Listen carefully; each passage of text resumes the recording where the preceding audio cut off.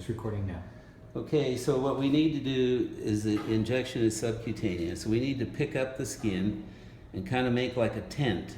And if you go feel right there with your finger, you'll feel that that's the base of the tent. What this does is it pulls and expands the subcutaneous space.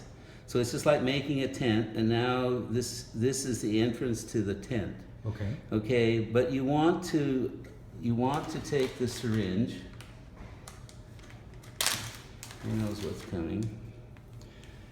So you make your tent. You feel for your pocket.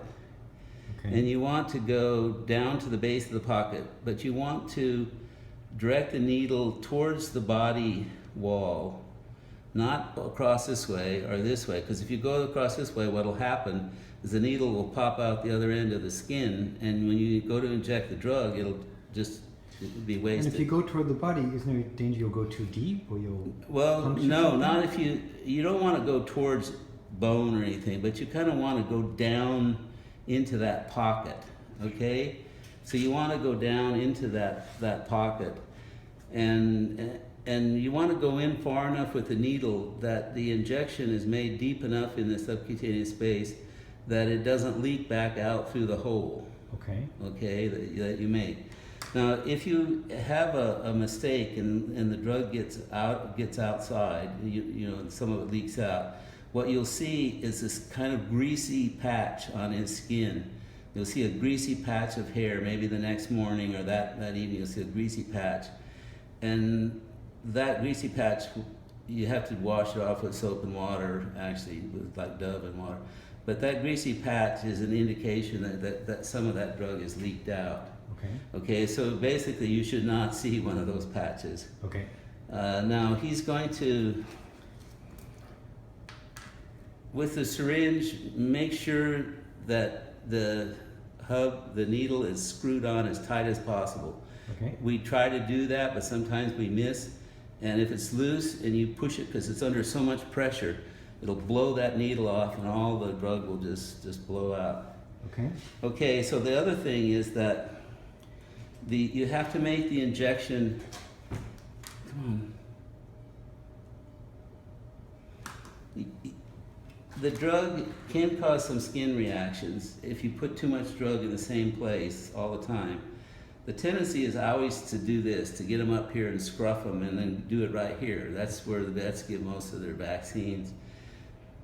You can do that, but don't do that every time. So what we like to do is find little tents other places. Oh, here's a tent, here's a tent,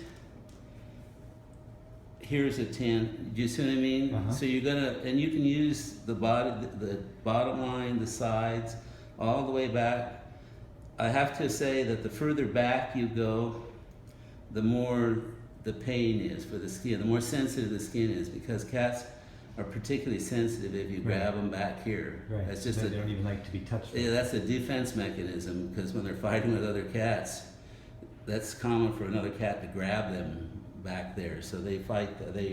So they're kind of more sensitive. So I'm going to try to give this injection. Okay. And he's going to put up a little bit of a fight. Is he going to scratch you? Well, he's scratched me already several times, so there's nothing new about anything here. So I've got a tent. I've gone in, and you can make it slow, but when he starts fighting like that, pump it fast and let him go. Now he's kind of funny. When you give him the injection, after you give him the injection, he gets a little angry sometimes, and so sometimes he'll want to go and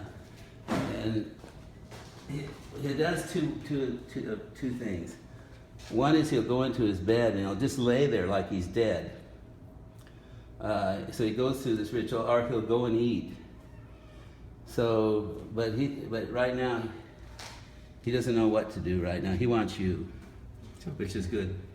It's okay.